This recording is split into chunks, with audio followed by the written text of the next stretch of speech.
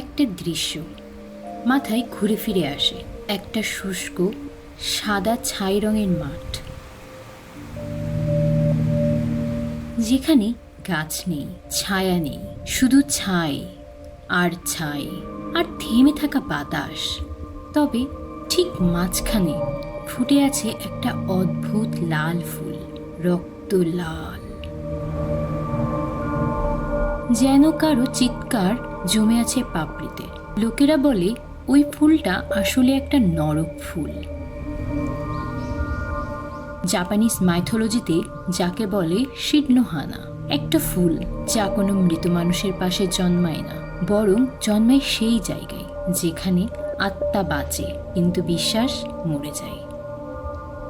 তুমি যখন কাউকে তোমার পুরোটা দিয়ে বিশ্বাস করো আর তারা সেটা মাটিতে মিশিয়ে দেয়, ঠিক তখনই কোথাও নির্জনে ফুটে ওঠে এই নরক ফুল। জাপানিজ মাইথোলজিতে বলা হয় শিডনোহানা অর্থাৎ নরক ফুল ফোটে সেই সব আত্মার পাশে যাদের হৃদয়ে জমে থাকে চুপচাপ চলা এক অভিমান।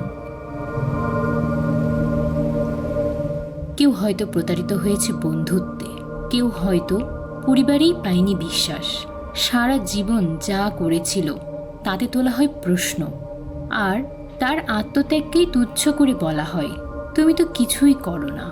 আবার কেউ হয়তো প্রতারিত হয় নিজের স্বপ্নে, যা ভেবেছিল তাই হবে, কিন্তু বারবার ব্যর্থতায় এসে বলে তোমার জন্য এই নয়। এইসব প্রতারণা জড়ো হয়ে একটা অদৃশ্য আগুন জ্বালায়, যার ছায়ায় ফোটে শিডনোহানা, নরকের একান্ত ফুল। এই ফুল কারো হাতে কেউ তুলে দেয় না, এটা জন্মায় নিঃশব্দ যন্ত্রণায়, নতুন করে আর কিছু না পাওয়ার ক্লান্তিতে। কিন্তু গল্পটা এখানেই শেষ নয়। এই ফুল যখন কেউ নিজের হৃদয়ে লালন করে, তখন একসময় সে বুঝতে শেখে এই আগুনকে নেভানোর একমাত্র উপায় হলো ক্ষমা।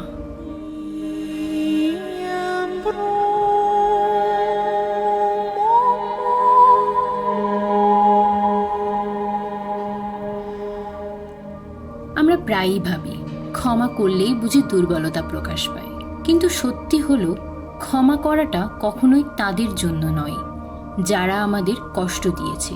ক্ষমা আসলে নিজেকে মুক্ত করার উপায়। ক্ষমা মানে ভুলে যাওয়া নয়, ক্ষমা মানে সেই কষ্টকে নিজের জীবনটা চালানোর স্টিয়ারিংয়ে বসতে না দেওয়া। ক্ষমা মানেই তোমাকে আমি কিছু বলবো না, তোমাকে আমি কিছু প্রমাণ করব না, কিন্তু আমি তোমার তৈরি ছায়া থেকে বেরিয়ে যাব। এই ক্ষমা এক প্রকার বিদ্রোহ, যেখানে প্রতিশোধের আগুন নিভিয়ে আমরা জ্বালাই নিজের আলো। আর ঠিক সেখানেই নরক ফুলের প্রতীকটা বদলে যায়। এটা আর জ্বালায় না, বরং পথ দেখায়। জীবনে আমরা সবাই কোনো না কোনোভাবে প্রতারিত হই, তবুও আমাদের চলতে হয়। সবসময় বিচার পাওয়া যায় না, সব প্রশ্নের উত্তর মেলে না, কিন্তু তার মানে এই নয় যে জীবন থেমে থাকে। ক্ষমা করতে শেখা মানে নিজের সময়, নিজের শান্তি, নিজের ভালোবাসাকে বাঁচিয়ে রাখা। আজ যারা তোমায় কষ্ট দিয়েছে তারা হয়তো নিশ্চিন্তে ঘুমাচ্ছে, তোমার রাত জেগে কান্নার কোনো খবর তাদের নেই। তাই নিজের কান্নার দায়িত্ব নিজেকেই নিতে হবে, নিজেকেই সান্ত্বনা দিতে হবে।